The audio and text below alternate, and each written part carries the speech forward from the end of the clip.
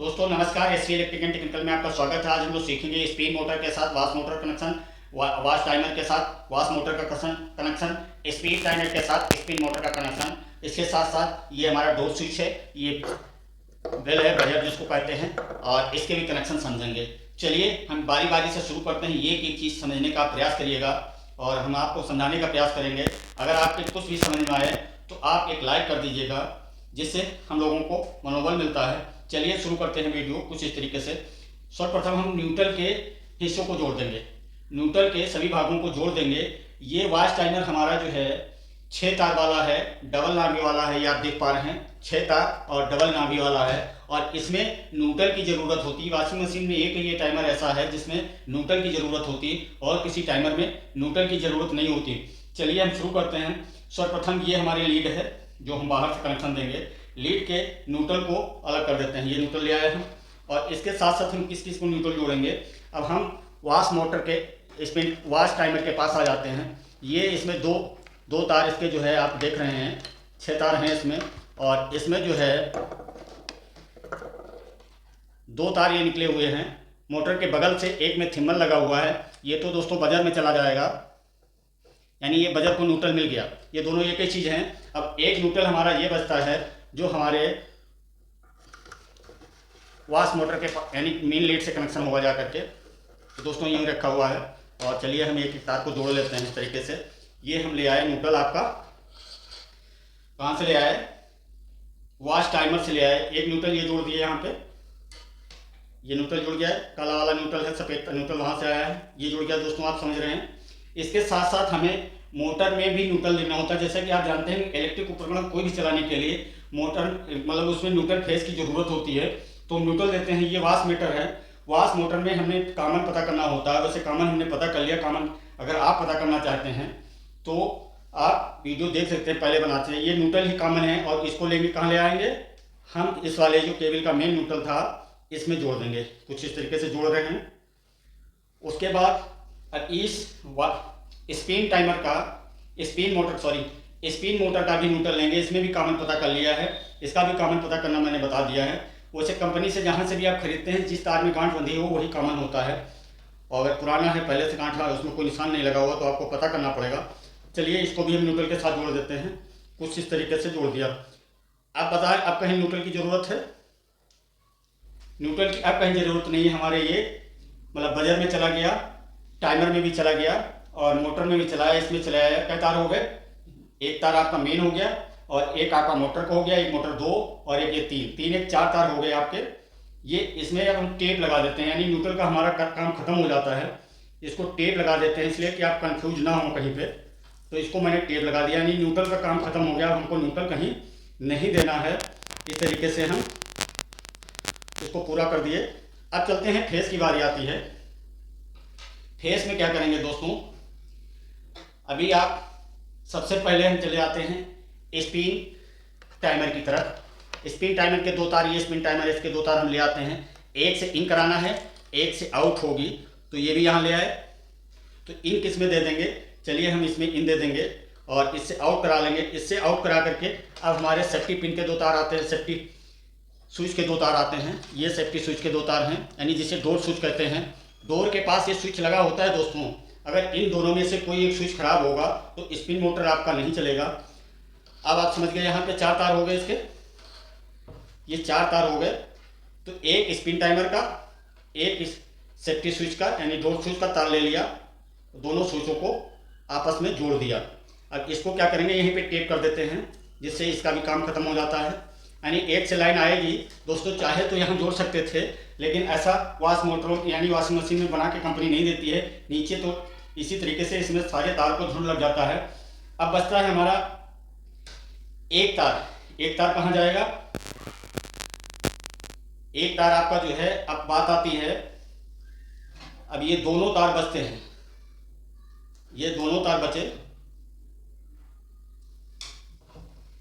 एक से इन करा लेंगे, एक से आउट करा लेंगे। एक तार हम फेस ले रहे हैं यहाँ से, ये देखिए ये फेस लिया और इसी में जोड़ दिया। कहने मतलब यहाँ से फेस चलेगा और ये आपके इस स्विच होकर के फिर ये स्विच ऑन होगा तो यहाँ आ जाएगा, यहाँ से फिर यहाँ आ जाएगा। यहाँ आने के बाद कहाँ जाएगा, मोटर में चला जाएगा। दोस्तों इस तरीके से ये मोटर के तार हैं, ये 2 तार मोटर के हैं और ये मोटर में चला आता है इस तरीके से। अब हमारी बारी आती है स्पिन टाइमर के, स्पिन मोटर के कनेक्शन पूरे कर लेते हैं। अब ये देखेंगे कंडेंसर 4 तार वाला होता है, वॉशिंग मशीन में 4 तार वाला होता है, 10+5 लिखा हुआ है। इसमें 5 FD का कनेक्शन एक होगा, 2 कंडेंसर होते हैं इसमें, 2 कंडेंसर होते हैं। एक बनावटी तो एक कंडेंसर की, लेकिन अंदर 2 कंडेंसर होते हैं, 10 का है 5 का है। तो ये हम कैसे पहचानेंगे, ये इसमें कलर कोड लिखा होता है, मैंने पहले भी बता दिया। उसे कलर कोड जैसे MFD लिखा होगा रेड और ब्लू, यानी 10 MFD का है तो ये दोनों वॉश मोटर के हो जाएंगे, ये हमारे दोनों स्पिन टाइमर के हो जाएंगे। चलिए हम इनको कनेक्शन कर लेते हैं। तो एक तार इसमें जुड़ जाएगा, ये एक तार यहां जुड़ गया, एक तार यहां जुड़ गया। इसमें दोस्तों अगर मोटर उल्टा चले, क्योंकि रनिंग पता होगा करना होता है, इसमें अगर मोटर उल्टा चले तो ये तार, ये वाला तार जो हम वहां से आ रहा है, इस तार को इस पे रख देंगे तो हमारा मोटर सही हो जाएगा। चलिए इसके कनेक्शन पूरे हो जाते हैं, इसको भी टेप यहां पे कर देते हैं।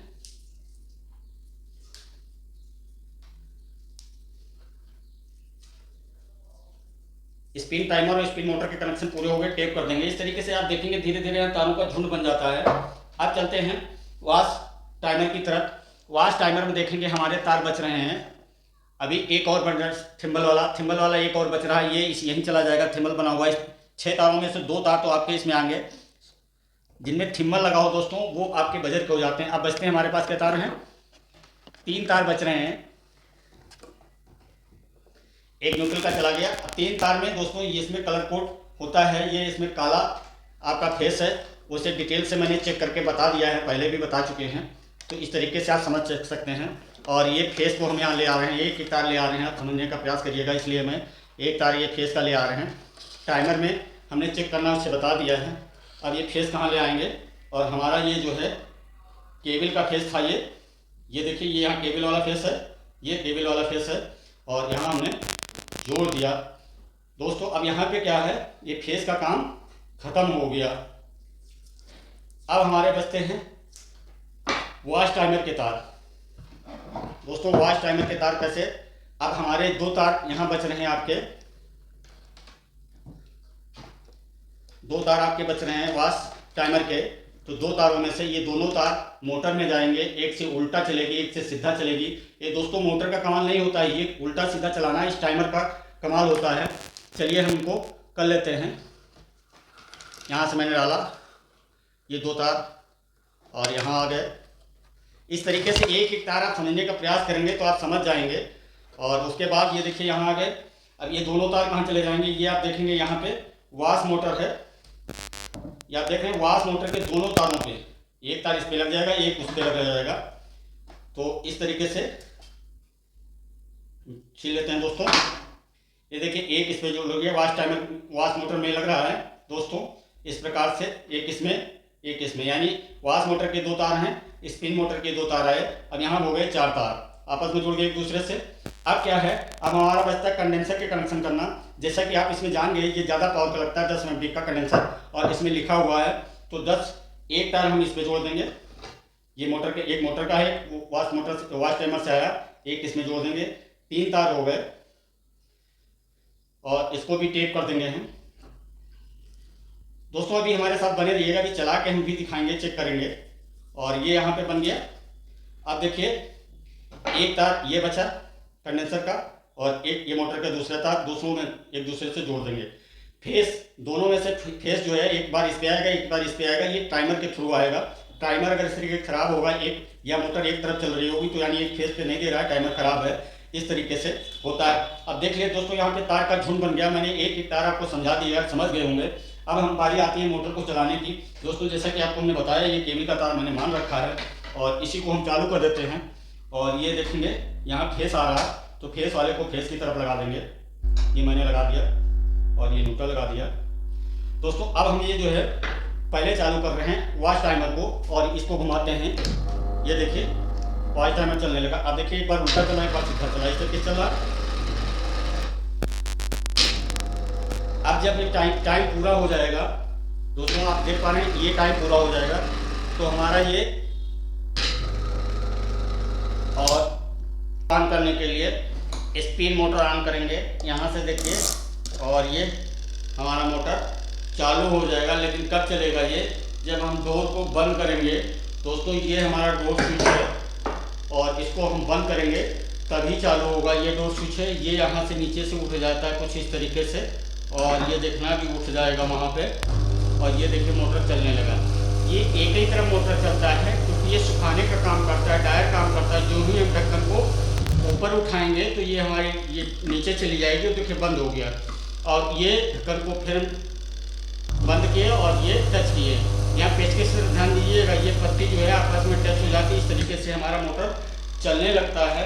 इस तरीके से दोस्तों आप वायरिंग कर सकते हैं।